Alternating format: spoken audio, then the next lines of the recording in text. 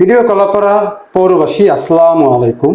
আমি কলাপাড়া পৌরসভার মেয়র পদে আগামী দিনে প্রতিদ্বন্দ্বিতা করতে যাচ্ছি। আপনাদের সকলের ভালোবাসা কামনা করি। আসসালামু আলাইকুম। সুপ্রিয় কলাপাড়াবাসী, আমার পাশের জায়গায় দেখতে পাচ্ছেন তিনি হলেন শহীবুর রহমান সোহেব, সর্বকনিষ্ঠ। তিনি বর্তমানে একটি নির্বাচনে অংশগ্রহণ করবে। তো আমি ভাইয়ের কাছে জানতে চাই, আসলে আপনি কোন পদে নির্বাচন করতে চান? ধন্যবাদ তুষার ভট্টাচার্য আপনাকে সুন্দর প্রশ্ন করার জন্য। আমি মোহাম্মদ শহীবুর রহমান সোহেব, কলাপাড়া পৌরসভার মেয়র পদে নির্বাচন করতে যাচ্ছি এবং ইতিমধ্যে আমি ফেসবুকের মধ্য দিয়ে প্রিন্ট মিডিয়ায় মেয়র প্রার্থী। হ্যাঁ, আমরা আপনার ফেসবুকে দেখেই আমরা আসছি। আমি আরেকটি প্রশ্ন করতে চাই, সেটা হলো আপনি কেন এই পদটাই বেছে নিয়েছেন? আরও তো অনেক পদ ছিল। এর পিছনে কারণ হচ্ছে যে কলাপাড়া পৌর শহরের আমি কিন্তু ছোট থেকে বড় হয়েছি মানুষকে সালাম দিতে দিতে। এখন এমন একটা পর্যায়ে আসছে যখন দেখছি মানুষের সাথে অনেক সম্পৃক্ততা বাড়ছে এবং যখন সারা বাংলাদেশে তরুণের উচ্ছ্বাস, সারা বাংলাদেশে যখন জাতীয় সংসদেও তরুণরা নেতৃত্বে আসছে, তখন মনে করছি যে কলাপাড়াতে তরুণ এবং আমি বিশেষ করে শ্রমিক সংগঠনের সাথে ইনভলভ আছি। সেই ক্ষেত্রে আমি মনে করছি যে আগামী দিনে কলাপাড়া পৌর শহর মেয়র পদে নির্বাচন করলে হয়তো একটু ভালো কিছু আশা করা যায়। অসংখ্য ধন্যবাদ। আমি আপনাকে আরেকটি প্রশ্ন করতে চাই, যদি অনুমতি দেন, যদি মাইন্ড না করেন আর কি। জি জি, বলেন। বলছি, এই পদে নির্বাচন করায় কনিষ্ঠ হিসেবে আপনি কতটুকু যোগ্য বলে আপনি নিজেকে দাবি করেন?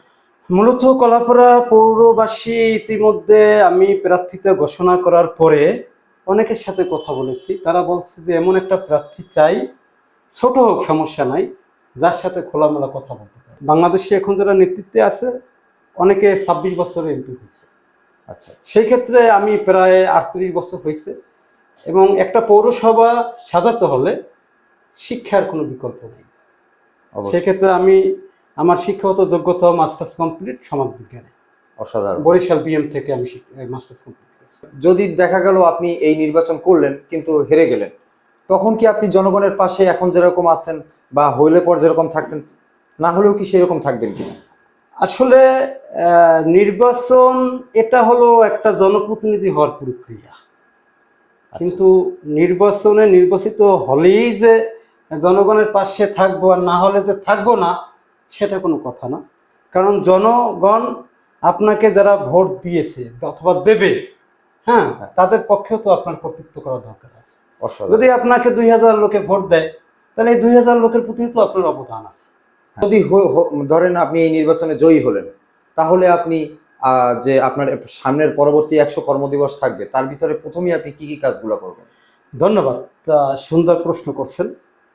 মহান রাব্বুল আলামিন যদি আগামী দিনে এই কলাপাড়া পৌর শহরের মেয়র জনগণের ভোট বিপ্লবের মধ্যে দিয়ে নির্বাচিত করে, তাহলে আমি মাদকমুক্ত কলাপাড়া চাই। এবং ইতিমধ্যে সারা বাংলাদেশের ন্যায় কলাপাড়া তো কিশোর গ্যাং তৈরি হচ্ছে। সুন্দর একটা কথা এবং কিশোর গ্যাংয়ের যে তৎপরতা আসলে দুঃখজনক।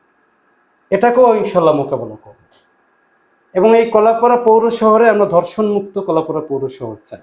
তো আমি ভাইয়ের কাছে জানতে চাই যে বিগত দিনে আপনি কোনো সামাজিক কর্মকাণ্ডে জড়িত ছিলেন কিনা, যার কারণে আপনি এখন মেয়র নির্বাচন করতে একটু আগ্রহী বেশি এবং আপনাকে জনগণ চায়, এই ধরনের কোনো কর্মকাণ্ড করেছিলেন কিনা? ধন্যবাদ, আপনি একটা সুন্দর প্রশ্ন করছেন।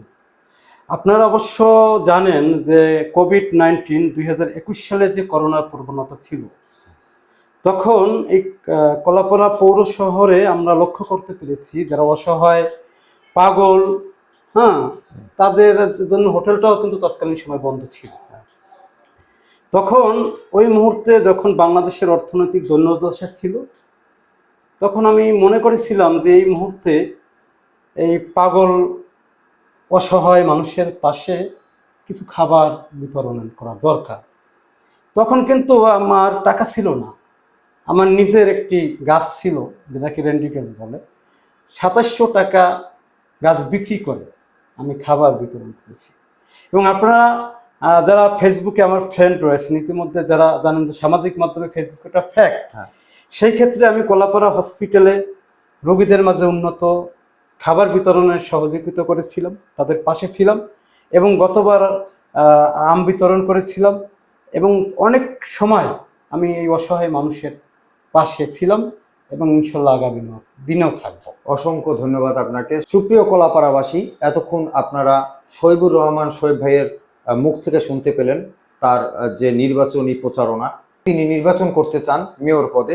এই বিষয়টিকে আপনারা কোন চোখে দেখছেন অবশ্যই কমেন্ট করে জানাবেন, এবং এই শহীব ভাইকে যদি ভালো লেগে থাকে অবশ্যই ভিডিওটি শেয়ার করে দিবেন। আমি তুষার ভট্টাচার্য, কলাপাড়ার একজন ইনফ্লুয়েন্সার।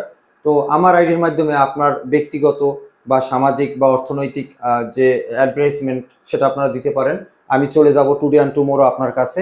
অরাজনৈতিক এই আইডিতে আপনি যে কোনো ধরনের ব্যক্তিগত, সামাজিক এবং অর্থনৈতিক সব ধরনের অ্যাডভার্টাইজমেন্ট করতে পারবেন।